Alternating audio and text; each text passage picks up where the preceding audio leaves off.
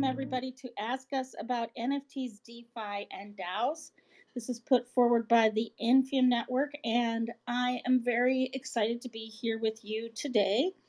This is a session really for you to ask any questions you like about NFTs, DeFi, DAOs, Metaverse, Web 3.0, the lot. And I'm very excited that you're here with us. Mariana, would you like to introduce yourself? Sure, I'm Mariana Danilovich. I run Infiom. We founded the company in 2019 to help bridge the gap between the crypto world and the rest of the world. And we do that through a variety of educational and informational events like these ClubHouse meetings. We also have a virtual Infield Salon on Zoom every other Wednesday at 12:30 p.m. Pacific Standard Time. Hope you can join us next Wednesday on that. Not this one, but the one after. And we usually host presentations by top tier CEOs in the blockchain space, heads of innovation of Fortune 500 companies, and investors in the space. Thank you, Mariana. So, once again, this is a session for you. So, please feel free at any point to raise your hand and ask questions or give us some comments. And we are super excited to be talking about this today. There's some very interesting things in the news this week, Mariana. I was just reading about Tom Brady's autograph NFT agency. They got another $170 million in funding from, I guess, Andreessen Horowitz, no less. And I was just wondering what your thoughts are in terms of how celebrity drives NFTs and whether you need to be a celebrity or it just helps. What's your thought about that? Well, clearly, every celebrity on planet Earth is trying to explore NFTs.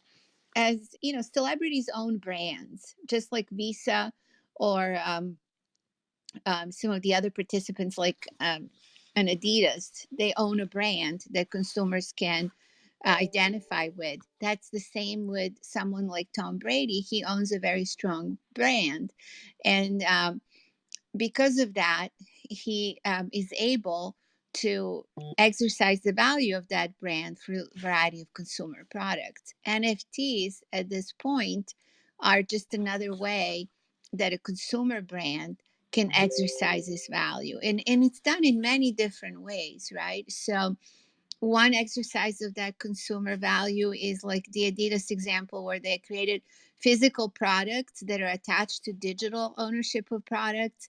And, they sold that bundle through this NFT drop, which in essence already didn't even have the physical product ready. So you're seeing these things where the brand sort of leads the way in the NFT drop and consumers a subscription to that NFT drop, and then they bring products and services to the consumers afterwards as part of that exclusive club.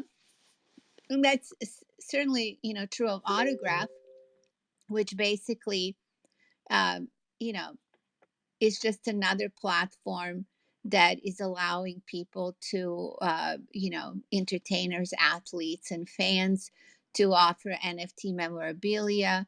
Um, that's a big component of the NFT marketplace, the memorabilia sector, and having someone like Tom Brady, Tiger Woods, Naomi Osaka, The Weeknd, Simone Biles, Tony Hawk, and Derek Jeter allows you to have a lot of their fans and consumers that follow these athletes and entertainers, on the platform. And then, of course, you can sell memorabilia attached to them, to their sport, or to their, entertainment segment through this platform. So, I mean, this is almost like somewhat of a low hanging fruit in my mind. I don't think this is where most of the market is going to be developing in terms of the value of the market. This is just kind of looking at the brands that are out there and saying to yourself as an investor, okay, what's the most common thing that's going to happen in terms of buying and selling of memorabilia in the space? Well, it's going to be attached to some of the top tier brands in entertainment and sports. So to me, it's sort of like very basic attempt at using NFTs to create next generation companies. Yeah, that makes a lot of sense. It was interesting. On Facebook last night, I saw somebody who, after the surprising NFL playoffs weekend we had, said marked safe from seeing Tom Brady in another Super Bowl. So at least, if he's not going to get in another Super Bowl, at least he's got $170 million raise to keep him comfortable. So that's good to know. Um, there's also another thing in here about flash loans in DeFi. And this is fascinating to me, this idea that because these transactions can happen so quickly, that there are whole new types of financial instruments being developed. And I was wondering, it seems like a flash loan is a new thing, like staking and other technologies that are literally changing the way that we use money. Can you explain, Mariana, what a flash loan is? So with the traditional loan, um, the borrower has to have some requirements like, they look at your financial picture in essence in issuing a loan.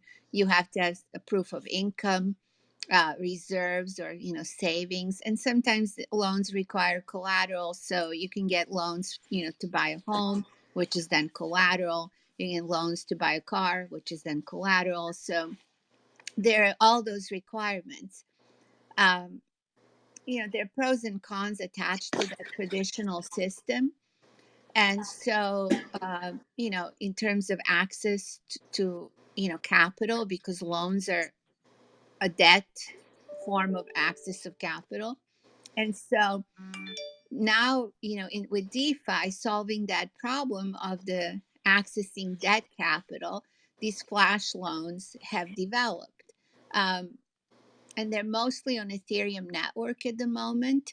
So one of the leading platforms on Ethereum is Aave, and they introduced the idea of flash loans in 2020, and basically it's a new concept. And there's really no real world analogies. Like if you think of a loan, it's kind of um, it's really not as much of a loan in that traditional sense that I was describing. It's just an advanced concept that's aimed at really the developers community, because that's the first community that's participated in these next generation economies. So basically, flash loans are expected to be paid back in full eventually, but in a typical lending process, a borrower loans money from a lender, and the amount is to be paid back in full with some interest, maybe some fees, depending on the structure of that loan. With flash loans, there's some unique terms, so that it's really, there's no borrower and lender in this case. There's a borrower, and then there's a smart contract that is the tool that's used, so it's people or intermediary free. And so that allows for the blockchain to ensure that there's no change in hands until a specific set of rules are met. So the borrower is required to pay the amount of the loan before the completion of the transaction, and depending on what transaction they're sort of following. And so if the transaction doesn't happen, then the loan can be reversed, et cetera, et cetera. It's unsecured. The transactions are sometimes instantaneous. And basically, um, the funds are borrowed and returned within seconds in a single transaction. So the smart contract sets out the terms and performs instant trades on the borrower's behalf. So it's almost like instant market making, that the way we think of market making in traditional trading. So let's say you apply for a flash loan on Aave. then you create a logic or exchange to try to make a profit, such as a a sale to a decentralized exchange or a purchase, trades, etc.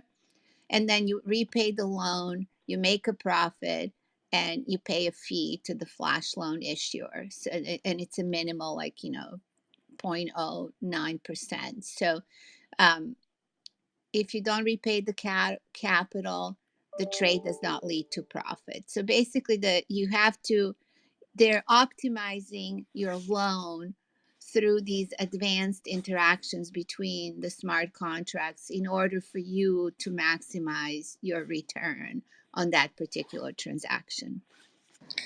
Yeah, what seems fascinating to me is that in theory, it's risk free, right? Because if you can't pay back the loan doesn't happen. But what people are using this for is let's say they go and they price the cryptocurrency on two markets and they see that there's a discrepancy from one market to another. They they do a flash loan to get enough money to buy the cryptocurrency at the less expensive price and then sell it instantly at the more expensive price, and then they have a profit and they can pay that 0.09% fee. That's pretty minimal. And I think it's mind boggling to me how fast everything about this market is. Not only how fast things change, but how fast things move. And I'm curious how people. I'm fascinated by this idea of sort of the equivalent of a day trader in this space and how they get trained on what they do, and how profitable is it. Do you have any sense about that? Well, it's really interesting because, speaking of the trading show in Chicago last year, um, I looked at, I went through the expo, and they were just basically exhibitors with hardware and software trying to squeeze, 1/100th of 1% of optimization across the markets, the traditional exchanges, to get that sort of performance that we're discussing today that Ava's been, working on with these flash loans for a while now, and many DeFi protocols use them. And in an environment of the traditional finance, you need these really, really expensive hardware and software installations to kind of squeeze that little percentage point out of it. And the trading show in Chicago has mostly been built over the last 15 years based on that premise, that you need more and more and more and more sophisticated equipment to actually earn a return in global equity, currency, etc. markets, global markets. So what's happened here, because we're dealing with these decentralized networks that were sort of disparate networks, all of these exchanges were working off of different layer ones and layer twos. And so it was very hard to do this kind of arbitrage that the flash loan creates. But now that you can do it and you have some of these bridges across these networks, it is a lot faster to be playing in these different instruments that allow you basically just the arbitrage across exchanges.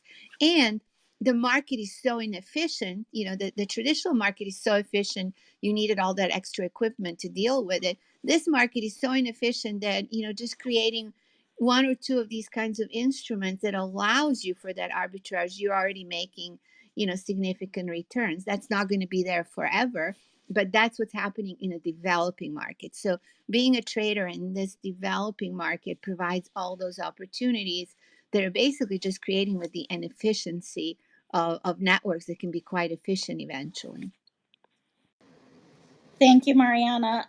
We have some new people on, and I just want to remind you that this session is for you. This is Ask Us Anything about NFTs, DeFi, DAOs, Web 3.0, Metaverse, whatever strikes your fancy. Just raise your hand, and we would love to chat with you about anything that you are thinking of.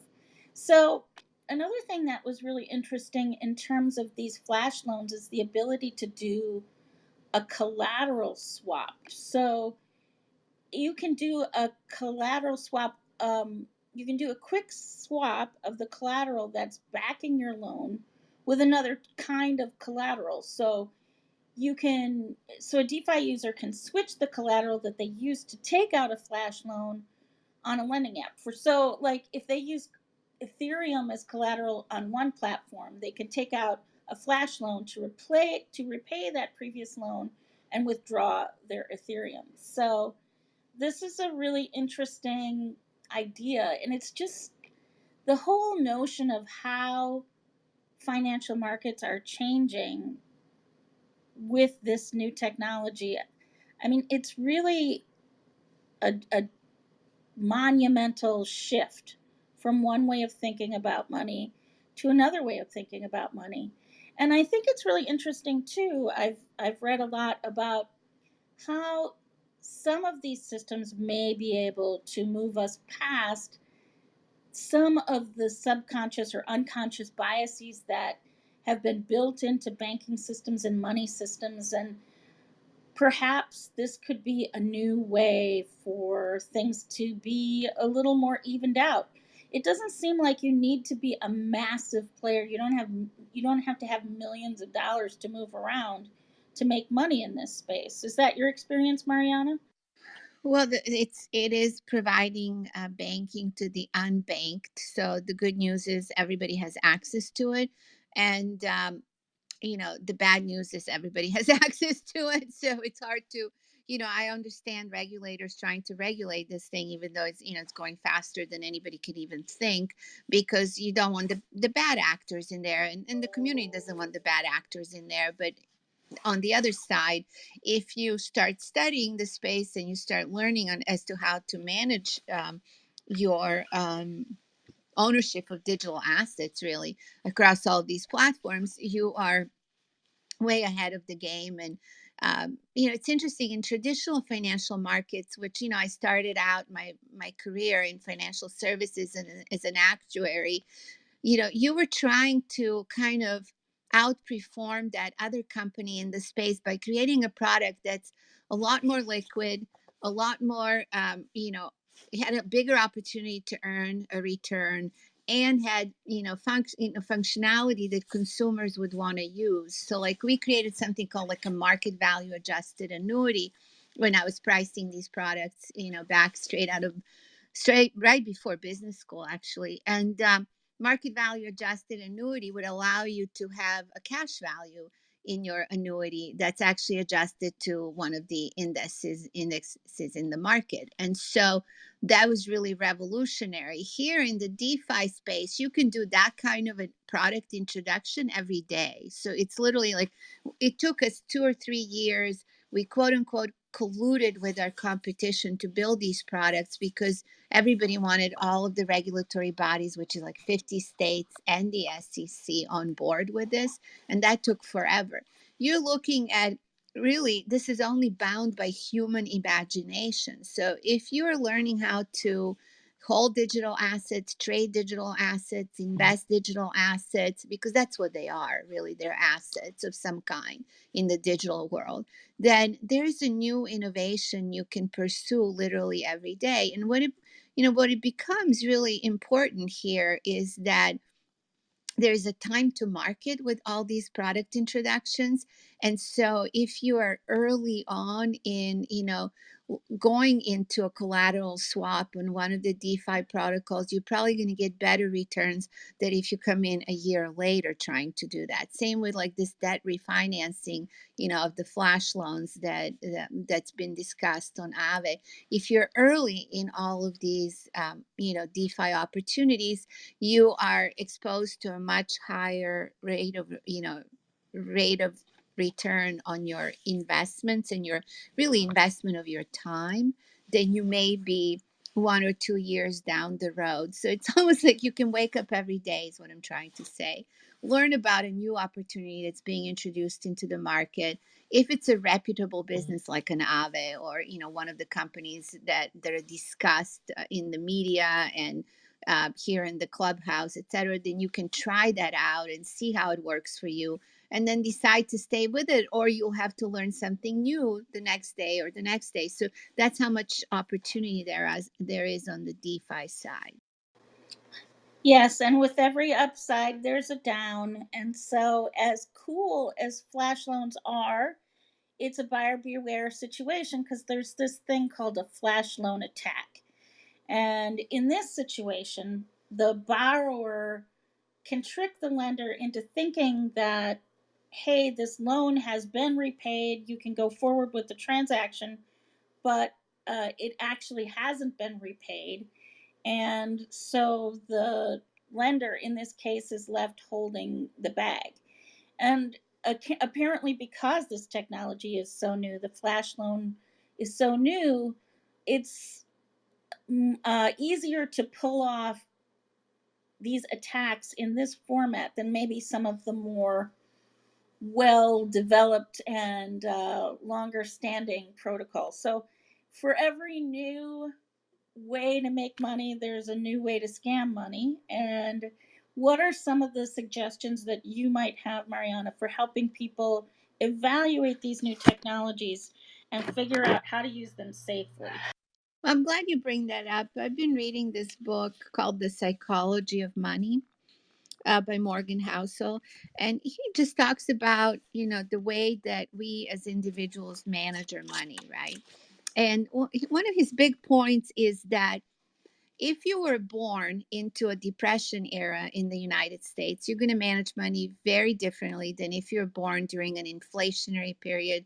You're going to manage it very differently if you're born in the 80s, and where everything was going up and up and up in the equity markets, in the real estate markets, etc.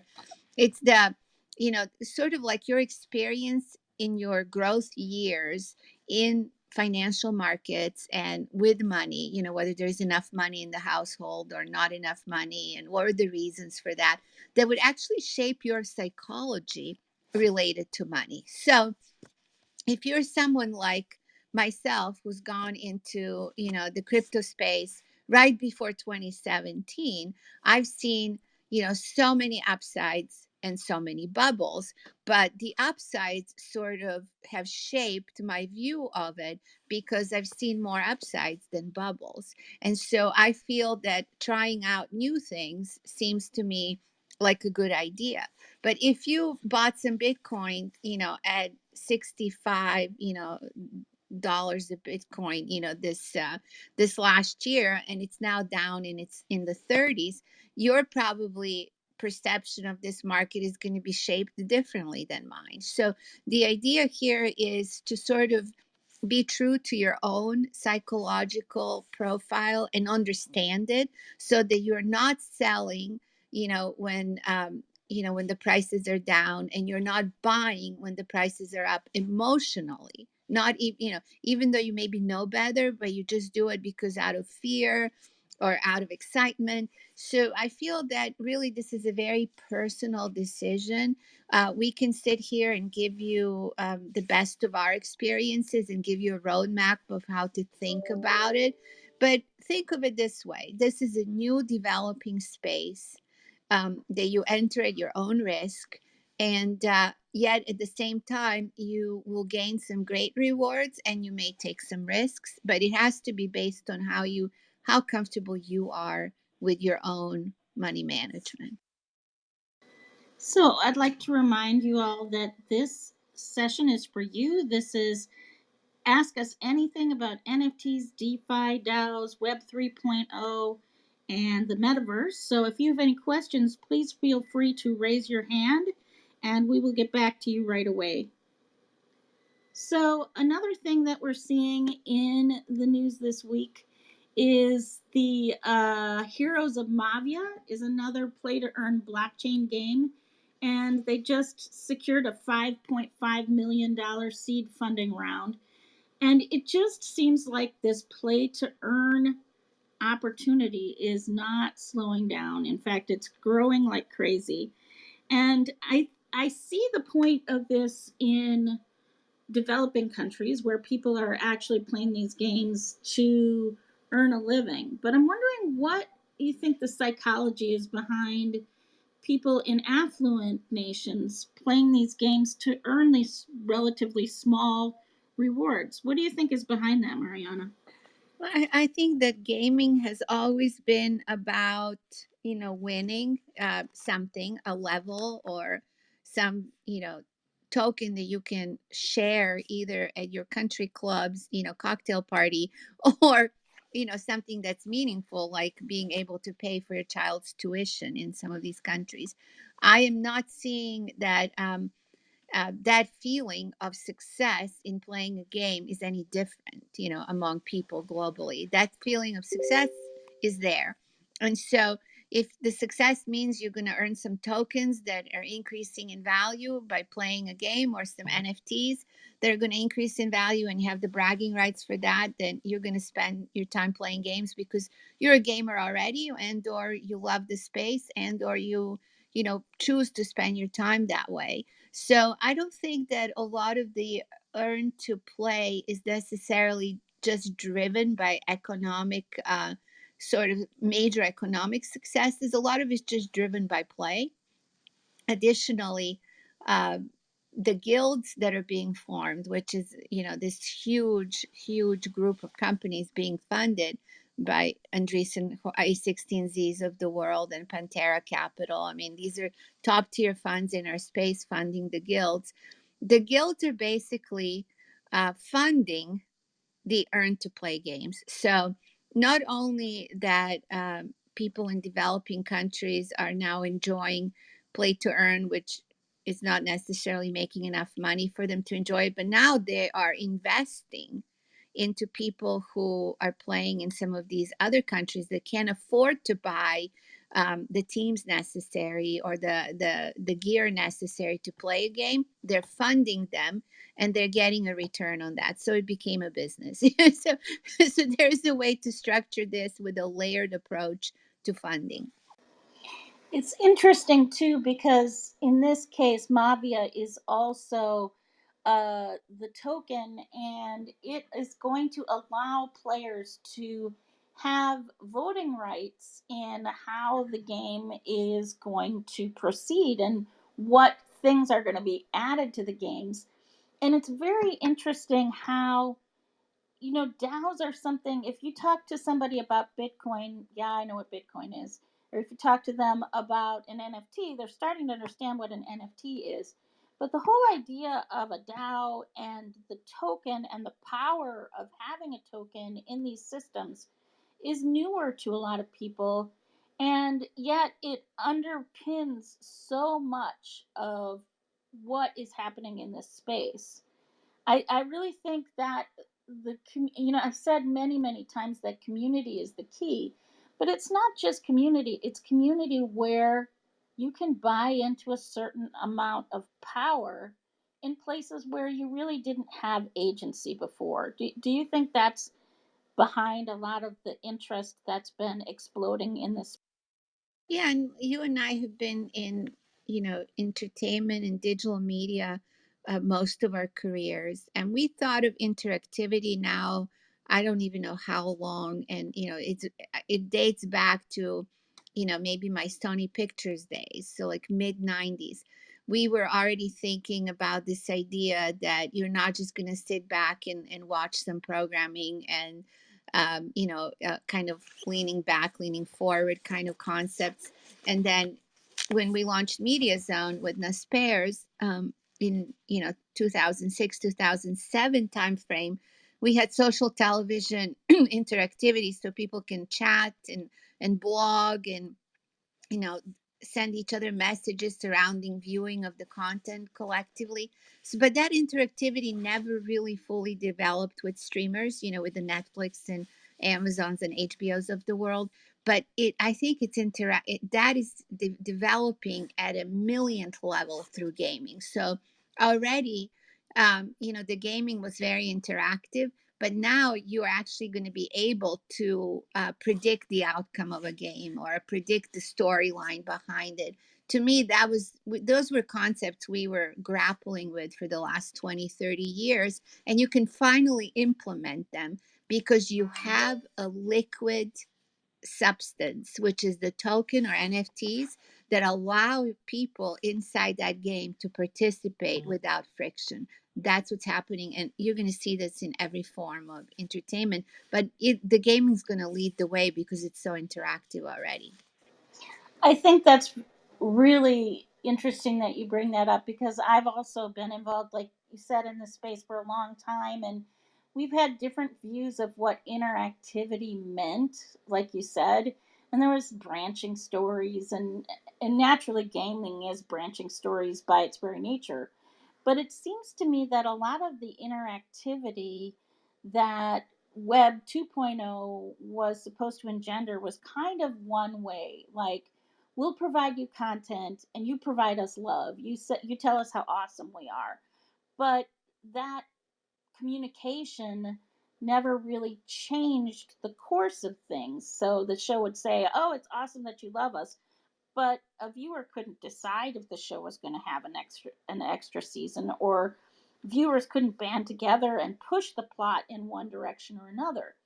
And so they didn't really have any control over the outcome, and there also wasn't really a way other than free content that those showing their love were being rewarded. Whereas in a situation where you have NFTs and you have Bitcoin and you have all of these different tools, content creators really can truly reward people in a substantial way. And I think it has just completely changed the relationship between content creators and content, I was going to say viewers, but it's more content participants now. And I think that's a just a sea change in how entertainment is going to move. Yeah, we're putting the viewer or participant, as you call them, on the same side of the table as content creators. And we have been we're going to be able to um, kind of get rid of a lot of very menial tasks in the world with AI. We've seen quite a few AI empowered companies at virtual Infiom salons over the last 2.5 years, because really it all goes hand in hand. AI and crypto and blockchain and metaverse, it all has to function well together in harmony in order for the world to move forward. So you're going to see AI taking more and more of the menial tasks away from people. And instead, you're going to be getting more creative tasks. So with the creative tasks, you can create your job offering that is much less menial and much more of your interests, and therefore play to earn opportunities will become some people's part of their gig economy, if you. I think that's so true. Again, I would like to invite you, especially the new people who have arrived, if you have any questions at all about NFTs, DeFi, DAOs, Web 3.0, the metaverse, white papers, any of that stuff, please feel free to ask. There's no question that's too hard or too basic. We are happy to take your questions if you have them. So, in this world where things are changing like crazy, we have an article this week about the Metis Dow TVL has surged by 99,800% as the total value locked in that space after the Layer 2 project integrated with a number of DeFi protocols and cross chain bridges. And so, one of the things that is really fascinating to me about this space is how much it is about that pinpoint timing, where the difference between a fortune won and a fortune lost can be a day or 2 days, and how to keep on top of all of these opportunities and judge what's going to go when. I think whitelisting is certainly something that we've seen where if you see a project that you have passion for, you can go in there and get your name on a list. And a lot of the companies are starting to get smarter now about insisting that you hook up a wallet and insisting that you do some activity on Discord to prove that you're not just signing up for 1,000 whitelists. But it's just fascinating to me how quickly some of these things evolve.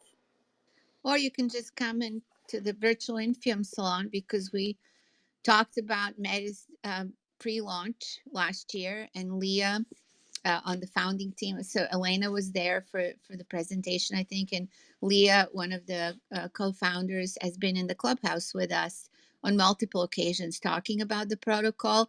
And those guys, I mean, you could hear them present and see that they know what they're talking about. They've been in the space for the long time.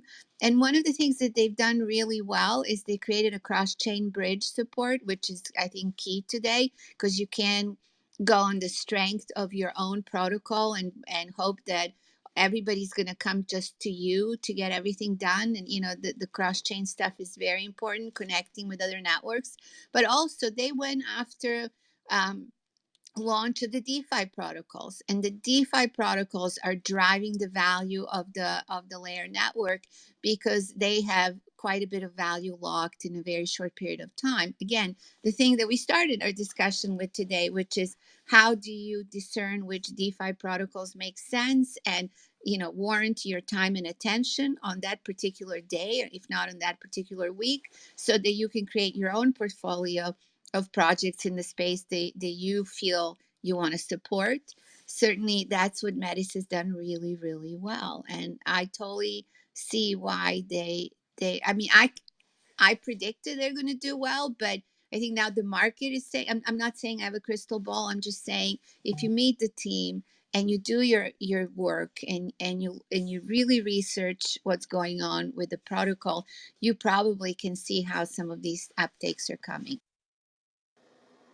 Fascinating. And you're right, we did see them here first. Edward, do you have a question or a comment for us? Yeah, hello, welcome. I mean, not welcome. Yeah, Happy you're to be welcome. here. That's okay. Happy to be here. Thank you for hosting this room. Really informative. And I was here some weeks back, and I really quickly asked a question. I think you guys were about to close the room. Um, so I wanted to ask again with a little more specificity as to what I'm looking for. Okay.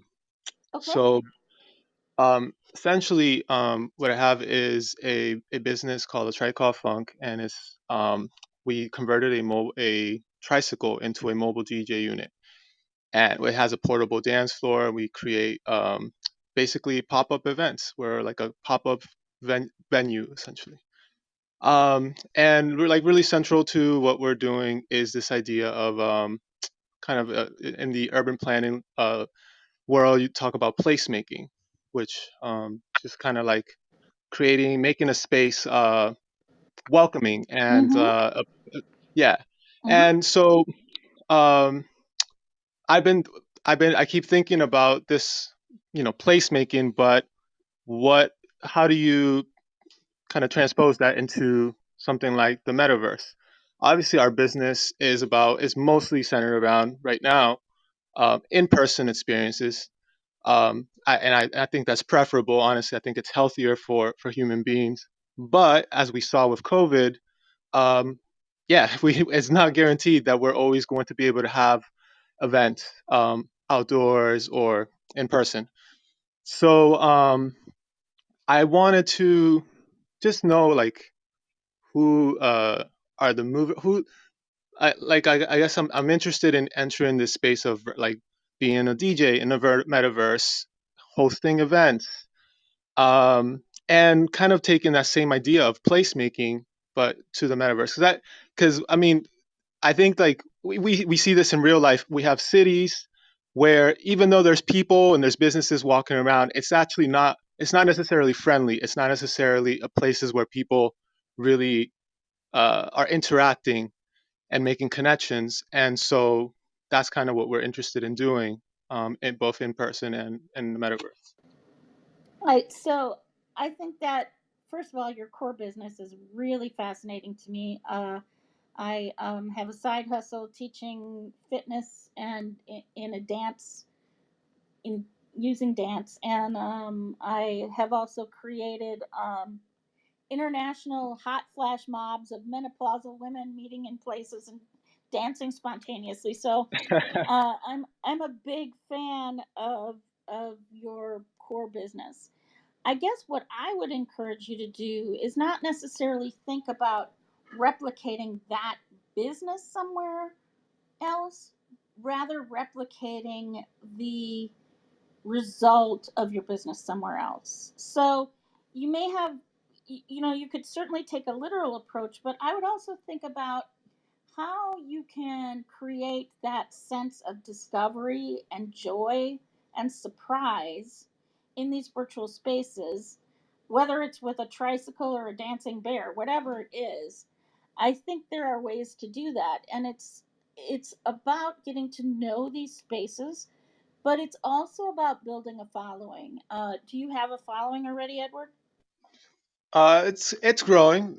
We have a following on Instagram and on Facebook, but we just launched business in July, so it's like in the hundreds and a bit close to 1,000, but not quite there. Yeah, that's okay. I mean, you can start anywhere, but I would start thinking about how you can live in other metaverses. I think building your own metaverse might be a little bit far away from your core business, but I would think about how you could create that same kind of joy and discovery in other places. Like, do you think this would work in Superworld, Mariana?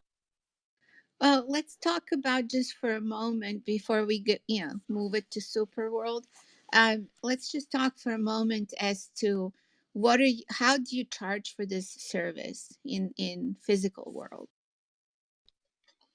Yeah, so in the physical world, we're being it's been one of two things. We've gotten grants to do like sort of a series of events.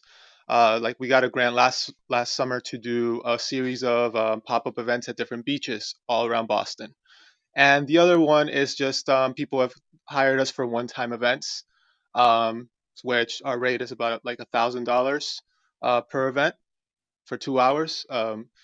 And yeah, that's been how we've done it. Okay, so the grant for the beach event, and how many people actually usually participate in the, kind of a spur of the moment disco beach event? Really has varied. We've had events where it's been like 500 people. We've had events where it's only been like 20 people. Mostly somewhere in between. Usually in like a couple, 100 or something like that. So an obvious thing is to start streaming these events so that if people are not on the beach in Boston, but they're, in some really cold weather somewhere, stuck without a beach, can actually participate with you and dance with you to your music and feel like they're there. So that, that's like a Web 2.0 experience. That would be you can charge them or you can sell advertising to those kinds of events. You definitely get all of the people that are on the beach to sort of subscribe to your global event opportunities. And then you can take it to metaverse, right? You can also do that in any 3D metaverse environment. So if you're on a specific beach in Boston, you can purchase land in Superworld to do that, virtually every year, kind of commemorative as that. And you can build your virtual 3D DJ following that way. But I think having the live events is going to be key in very nice locations like the one you picked, in order to get the rest of the world that's not in that nice location kind of experiencing it with you. And then you can sell them sponsorships to larger companies. You can sell tickets to people who join, for your Zoom events, or you can tokenize it eventually. You can issue NFTs. It goes on and on and on right after that.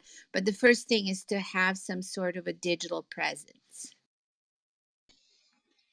Right on. Yeah, Thank you. I agree.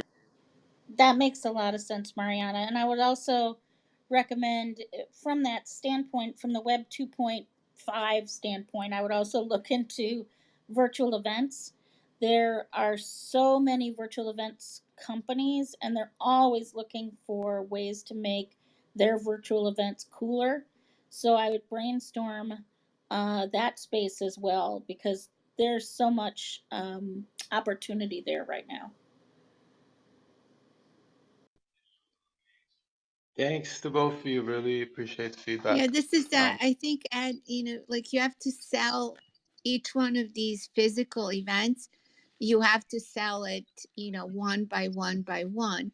But once you build this online community, whether it's in metaverse or just online to start, you all of a sudden have a community of people who are sort of members of your spontaneous dance club, and that is something that you can do anywhere, in physical world and in the 3D, metaverse type world. one more question is we've been mostly building our community on Instagram, and we're sort of we have a community also on Facebook, but we're wondering like what are the sort of online social media spaces that we should be exploring. I know for like corporate clients, we're also thinking about building up our presence on LinkedIn. But is there any spaces that you think of that we should also be involved in? Well, Discord is obvious, right? Because almost everything that's community driven now happens on Discord. Whether it's an NFT drop or not, that's where most of the creative communities reside. I agree. And I would also make sure that you are in some way building your own list. The challenge with Facebook or with Instagram or any of these other platforms is there's always the possibility that you'll be deplatformed and for some reason or another. And so you always want to get that direct contact with the client, whether it's a email address or some other form of connection that doesn't rely exclusively on a platform that can change their policies on a whim. Yeah, thanks for that. I gotta get going, but again, appreciate your feedback. Good Our luck, pleasure. Ed. So I just want to remind you, you are here in Infiom's Ask Us Anything about NFTs, DeFi, and DAOs. And if anybody else has any questions or comments, we'd love to catch you. We have about 10 more minutes left. So if you have a question you've been hesitating about asking, now is a great time. But I thought while we're waiting for that, I would take an opportunity to talk a little bit more about Infium and why this is a valuable resource for you to have in your quiver. We have the Infium list, as I've said before, and all you have to do to join our mailing list is go to infium.com and sign up there. The link is at the top there, it's pinned at the top. And every week we have several things that we offer. One is a newsletter, and some of the things that we talked about today were in that newsletter. There's also our Making Unicorns, that's on Wednesday at 1:30. And we also have our salon every other Wednesday, and that's a Zoom session where you get to meet some specially curated folks that Mariana and her team have pre-selected as up and comers in the space. And Metis is a prime example. We had them on several times, and this is an opportunity for you to hear these folks talk in detail about what they're doing and ask them questions. So the Infium Network is a great place to be if you are looking to connect. Awesome. And so today maybe we can give you a little preview of good things to come, with integration of crypto markets and AI. We will probably have for our next group of companies some presenters that are talking about DAOs and automation of the DAOs. and not even, they're not even thinking of a decentralized autonomous organization as such, but they're thinking of a decentralized autonomous entities as such. And meaning that they foresee that almost all of the organizations, as we go forward, would take some form of this decentralized autonomous entity, which at the moment the issues with DAOs are quite fascinating because there's so much to manage on the human side, and as we build these new companies, everyone always is worried about how to even manage a DAO and all the different management privileges within the community. um, there's a point of view that's saying that DAOs are going to be managed by AI. So if we program into the smart contract how the DAO should be organized or how this decentralized autonomous entity should be organized, it doesn't have to be, a company structure per se, then these DAOs will then be automatically managed by AI and the smart contracts so that the human interaction is not going to be needed to interpret the actual management of these organizations. And that, I think, is the concept that would take the space to the next level. As the thing that we suffer from the most at the moment is chaos. It's somewhat chaotic. Things that are developing every day through human creativity here on the clubhouse and in general, and they're being launched, and many of us are participating in them out of curiosity, interest, desire to earn, etc. But then at some point, there will be management issues with so much creativity. And the good thing that I'm seeing now is that we have these AI concepts that would help us bridge that gap. So that's going to be quite fascinating for us to explore this next quarter at the salons. I'm really interested in hearing about that as well. And I'm also really interested in hearing about how these AI providers are going to create technology that's a little more transparent for us to understand how the AI is working instead of just being in a black box.